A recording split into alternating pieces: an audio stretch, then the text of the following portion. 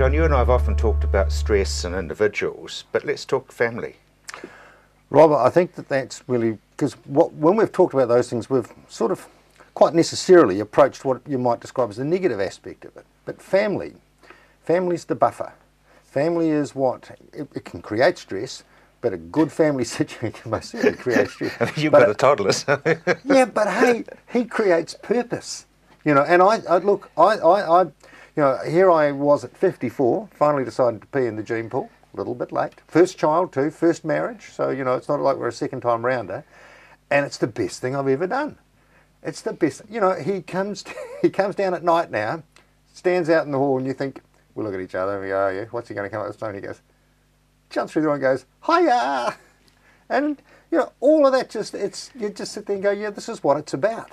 And I think that when you're looking at stress, right, the most stressful situation for any of us is, in fact, I think, isolation. You know, and whether you're isolated in the family, so you can actually be in a group and still be isolated, right? Or whether you're isolated by actually being physically and emotionally disconnected from others, right? Because if you think about it, the ultimate sanction for our ancient ancestors would have been to be kicked out of the tribe. Well, short of being killed outright, you know. Yeah, well, that's got a bit more finality to it. But in fact, in reality, the other one is simply the same thing, but by a slower process. Because once you're out by yourself in that situation, you were dog tucker, quite literally. But if you look at a lion who's the top man, yeah, and then the youngster takes over, and he goes out and he dies. Yeah. He's got maybe a short bit of time getting some easy tucker, and then yeah, he's not going to survive. And so I think it's family is where our support comes from, where our strength comes from, and so then we analyse. So how do we make family work for us, and how do we work for the family? And I think the key element is to think, what am I putting in? Right? You always get out more than you put in. So what am I putting in? And when you're farming, you know, you can easily get caught up with, I've got to fix that fence. I've got to look after that water trough. I've got to do these things. Now, some of those things are critical, right? Other things could wait. So I think it's really important to also say to yourself, whether you're a man or woman on the farm, on the land, what have I done to maintain my greatest and most useful support structure, my family? And that's the thought you should be putting through your mind really regularly, because purpose comes from, you know, farming is fundamentally an intergenerational thing. I think that's what really makes, you know, a farmer builds a farm and they build it up and they build it into something, and it's not so they can sell it.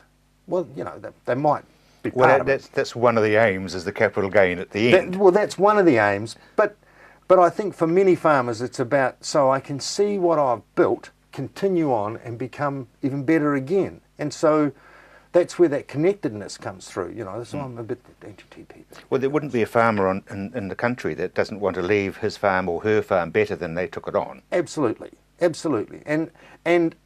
then I think that they're going, and I want it to continue. So that connectedness, right, is also very deep into what farming's about, I think. So what you're suggesting, as I read it, is that the family should be your little tribe. Absolutely. You know, you're looking at your family, your tribe, your society. You know. So the Maoris, for example, have got whānau and they've got iwi. Yeah, and a hapu in the middle. Whānau, hapu, iwi, right? And I think that when I was just coming here on the radio, I was listening to on the national radio about the protest movements over land sales in the 1970s. You know, 75 was the big march, and they were talking about urban Maori being disconnected from the land, but that's also disconnected from the hapu and the iwi, right? And you see, and that created its own social problems. And I think farmers can be a bit too individualistic, and if they get individualistic to the point of being the only individual on the farm, then they become isolated and they run the risk of dipping into that deep depressive mould. John, there's I guess the fish hook in that is that the children have grown up and gone, or they're in boarding school, and it's really just you and the partner person. Yeah, well, then look after that relationship, right? And also when they do come back, involve them. And also, if we're talking about again whānau hapu iwi, right? Then you can look at your wider community too. And so family doesn't necessarily mean the biological family, it means the connections, right? So the connections can be community connections. Be involved in something, whether it's the fire brigade, whether it's your local church group, right? Yeah. Whether it's a sports club. But if you just get so focused on just the day-to-day drudgery of the farm, it starts to lose its sparkle, right? Your efficiency drops, and your emotional disconnectedness increases, and that increases your risk of falling into depression. We keep saying, don't we, that you're not going to ask for help and you're not going to tell anyone about it. Which means that part of your role then, remember I said when you give, you get back, part of your role is to look at your neighbours, look at your friendship network in your local community and think, who's under it right now? Who's under pressure? Who needs to have a chat to somebody? And step in there and be brave. There's a big difference between seeing your neighbour and saying, how are you? Or, how are you? Yeah, yeah. Or even, we haven't seen you around a bit and we're just a bit worried about you. Is everything all right? Or, what can I do to help? You know? But I come back to it, and I know this is the stumbling block, is they're not going to really tell you, and they're going to hide it. Then you might have to say, you're not really telling me, I think you're hiding it.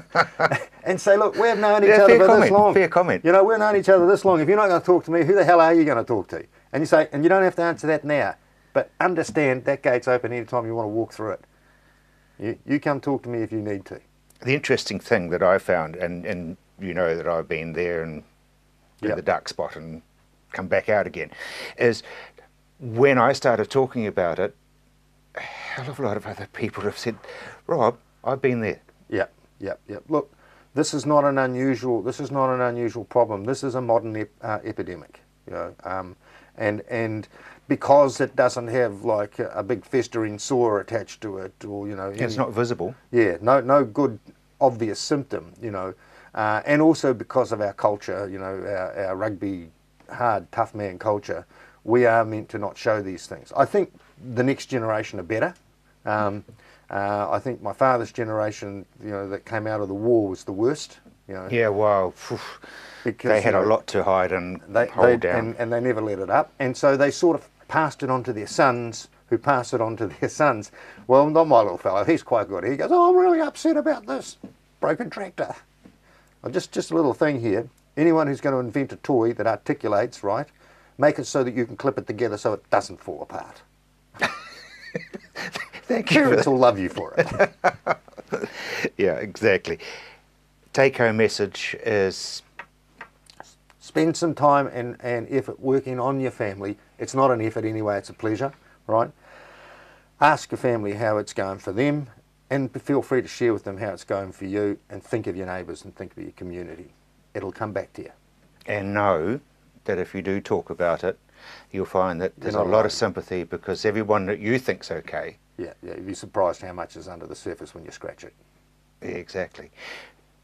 Chiropractors, medical people. Well, if my profession, I go and do a lot of other stuff, but in my profession, the chiropractic profession, musculoskeletal pain is a corollary of stress, so you end up with the tight shoulders, the low back, the jaw, all that stuff, right?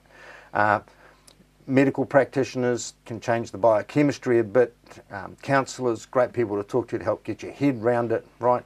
But you know, in the old days, do you ever see Crocodile Dundee? There was that fantastic thing in there when she's trying to explain to him about counsellors in New York, and he goes, oh, we just tell what's his name at the bar, and he tells everybody, and whoever's causing the problem gets sorted. John, on that note, thank you very much indeed.